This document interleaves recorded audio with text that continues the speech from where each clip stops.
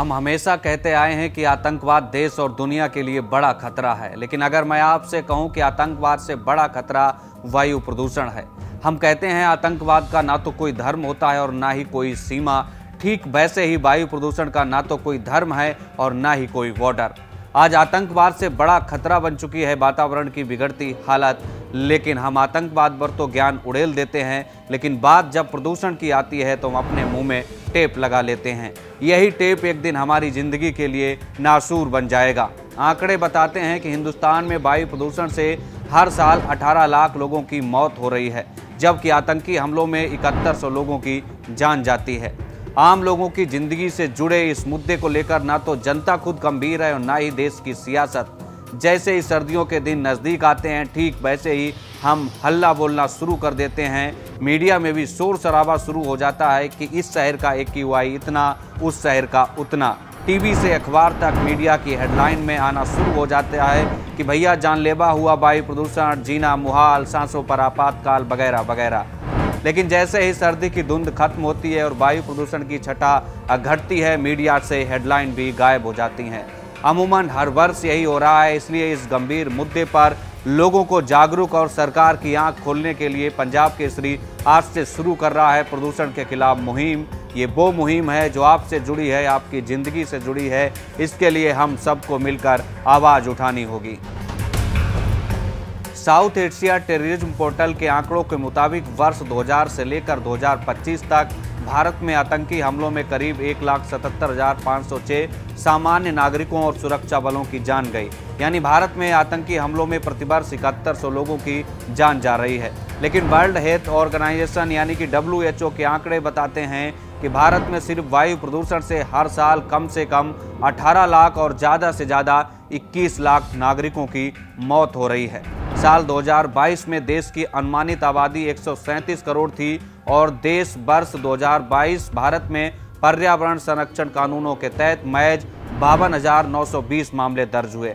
इससे आम जनता की पर्यावरण को लेकर जागरूकता का पता चलता है कि हम कितने जागरूक हैं।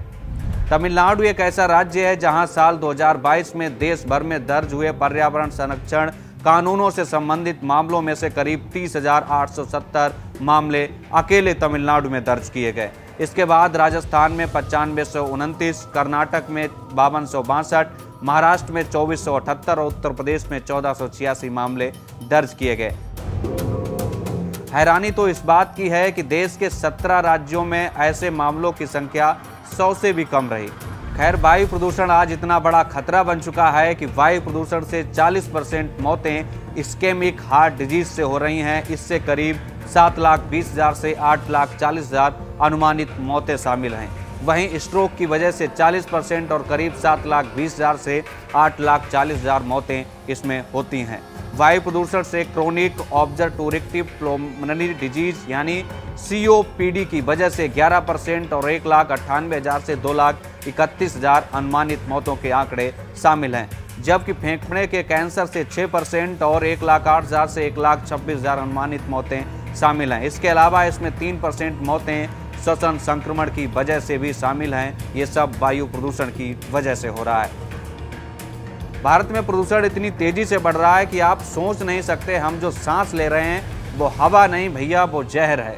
भारत के सबसे प्रदूषित शहरों की बात की जाए तो 2024 IQ एयर रिपोर्ट के मुताबिक मेघालय का बर्निहाट सबसे प्रदूषित शहर है, जिसका PM 128.2 रिकॉर्ड किया गया। इसके अलावा दिल्ली यानी कि राष्ट्रीय राजधानी क्षेत्र का 108.3, तो वहीं पंजाब के मुल्लापुर का 102.3 PM रिकॉर्ड किया गया। तो वहीं हरियाणा का फरीदाबाद 101.2 PM। इसके अलावा यूपी के गाजियाबाद का लोनी 91.7, तो वहीं नई दिल्ली में अलग से दर्ज किया गया 91.6। तो वहीं हरियाणा का गुरुग्राम 87.4, राजस्थान का श्रीगंगानगर 86.6, यूपी के ग्रेटर नोएडा 83.5 और राजस्थान का Bhiwadi 83.1।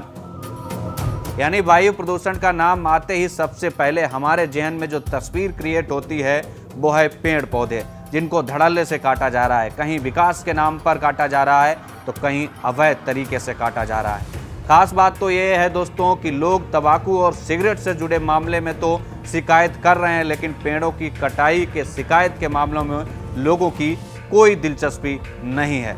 The cigarette and other तंबाकू प्रोडक्ट एंड 2003 से संबंधित मामलों में लोग ज़्यादा शिकायत कर रहे हैं। यह कानून देश में सिगरेट और तंबाकू के उपयोग से होने वाले नुकसान और ऐसे उत्पादों की बिक्री को नियंत्रित करने के लिए है। इसके खिलाफ तो लोग सामने आ रहे हैं, लेकिन फॉरेस्ट एक्ट को लेकर ना तो देश में जागरूकता है, ना ही लोग दिलचस्पी ले रहे हैं।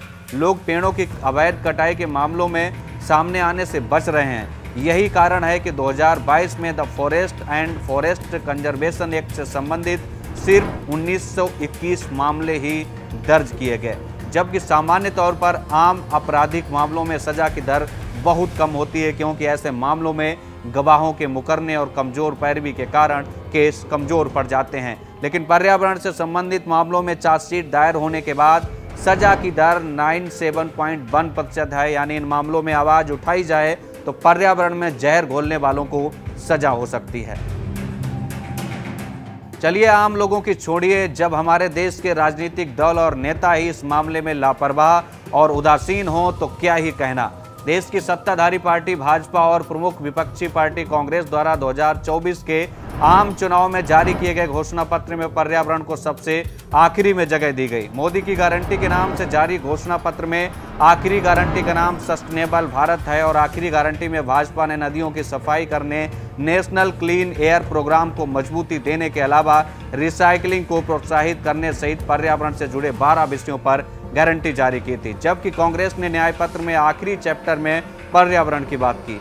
जबकि इससे पहले साल 2019 के लोकसभा चुनाव के दौरान कांग्रेस ने घोषणा पत्र में वायु प्रदूषण को राष्ट्रीय स्वास्थ्य आपातकाल के रूप में निपटने का वादा किया था।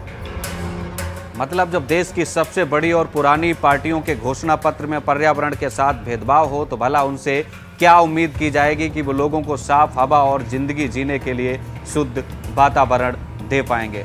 बहरहाल आज के लिए इतना ही। हम फिर मिलेंगे अगले सोमवार पर्यावरण से जुड़ी एक और रिपोर्ट के साथ। फिलहाल के लिए इतना ही। आप देखते रहिए पंजाब केसरी टीवी। नमस्कार। हमसे जुड़े रहने के लिए हमारे YouTube चैनल को सब्सक्राइब करें और नई वीडियो की नोटिफिकेशन के लिए बेल आइकॉन को दबाएं।